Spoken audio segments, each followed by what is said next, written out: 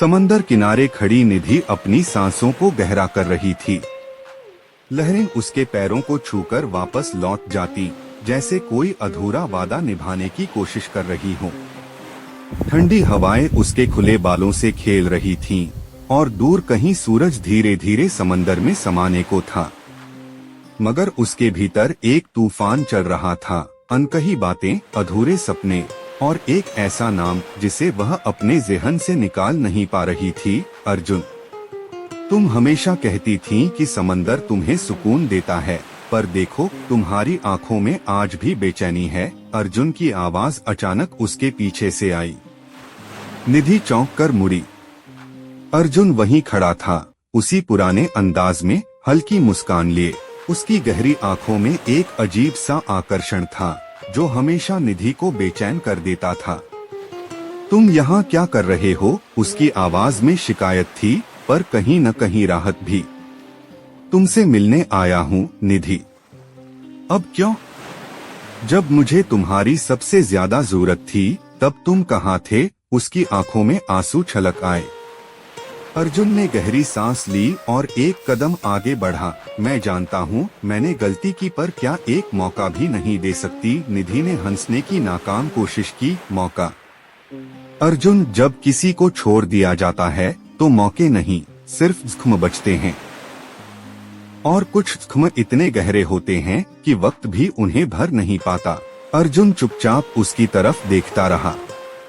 उसकी आंखों में वही पुरानी मोहब्बत थी, जो सालों पहले निधि को उसकी ओर खींच लाई थी।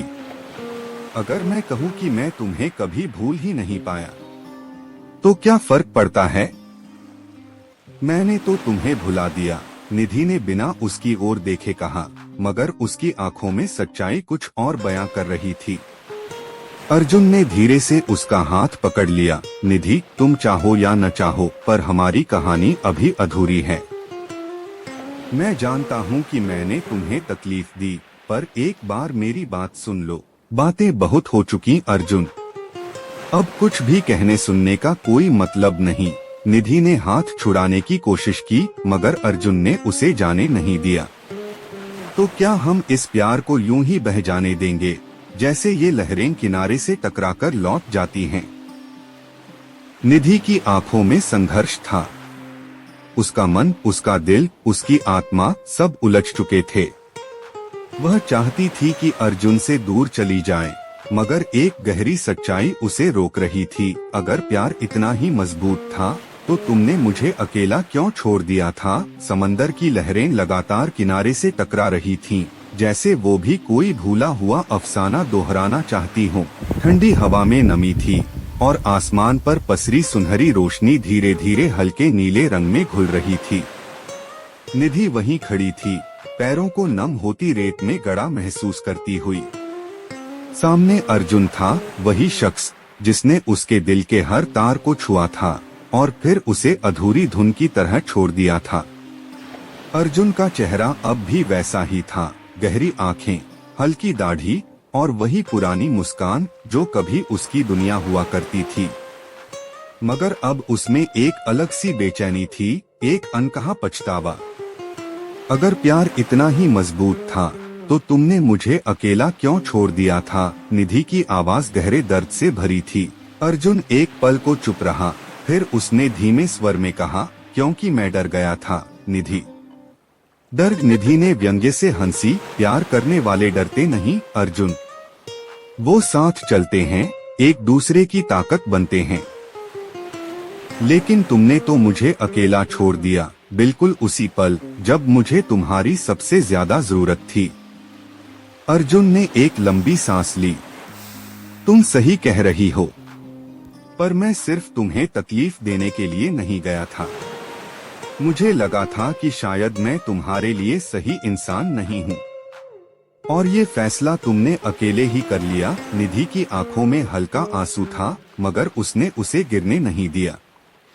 अर्जुन ने धीरे से उसका हाथ पकड़ने की कोशिश की, पर इस बार निधि ने उसे झटक दिया। मैं जानता हूँ मैंने तुम्हें बहुत दर्द दिया है, निधि, लेकिन यकीन मानो वो दिन मेरे लिए भी आसान नहीं थे। हर दिन हर रात मैं तुम्हारे बारे में सोचता रहा।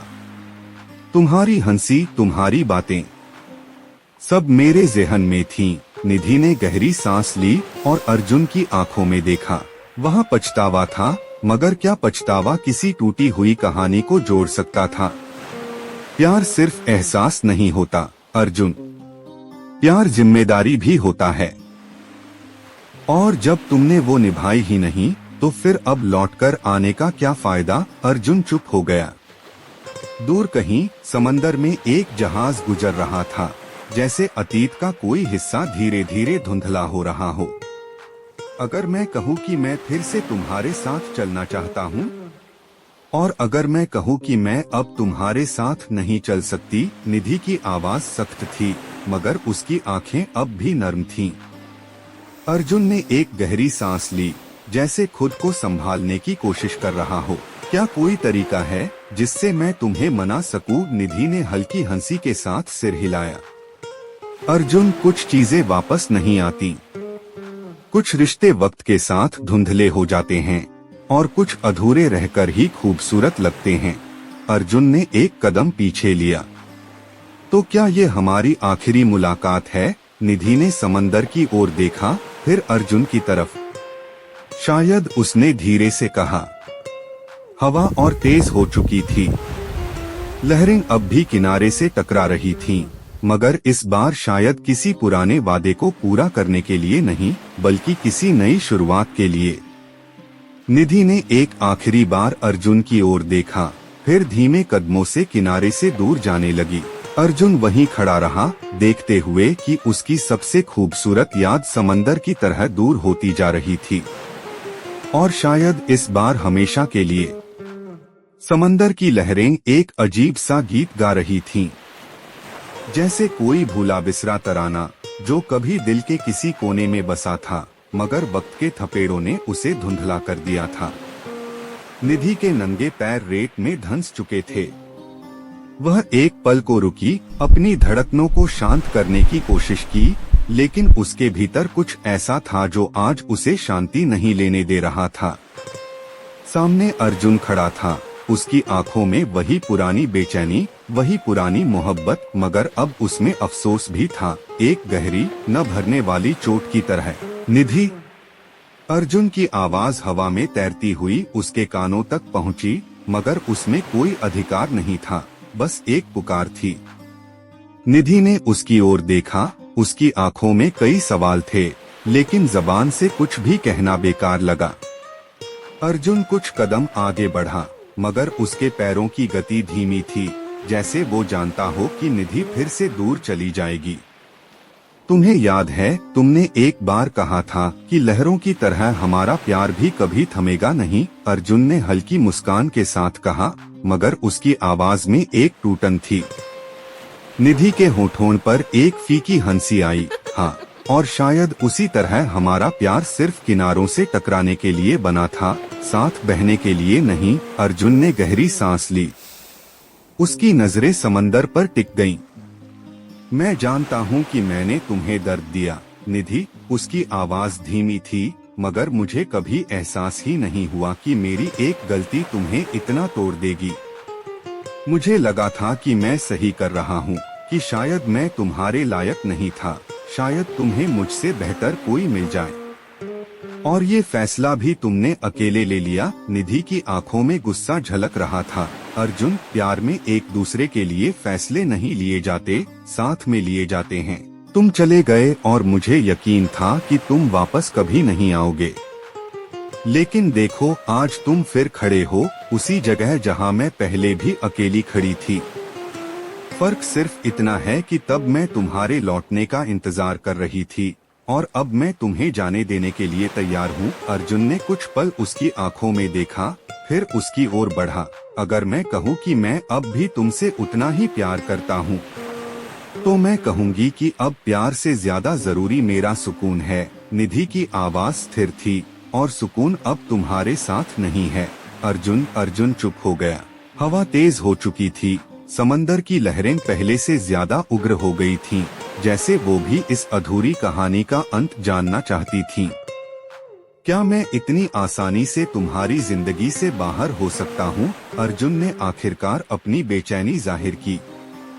इतनी आसानी से नहीं अर्जुन, निधि ने एक गहरी सांस लेते हुए कहा, लेकिन हाँ, धीरे धीरे मैंने खुद को तैयार कर लिया है। तुम्हारी कमी अब भी चुभती है, तुम्हारी यादें अब भी तकलीफ देती हैं, मगर अब मैं उन्हें अपने हिस्से के रूप में स्वीकार कर चुकी हूँ।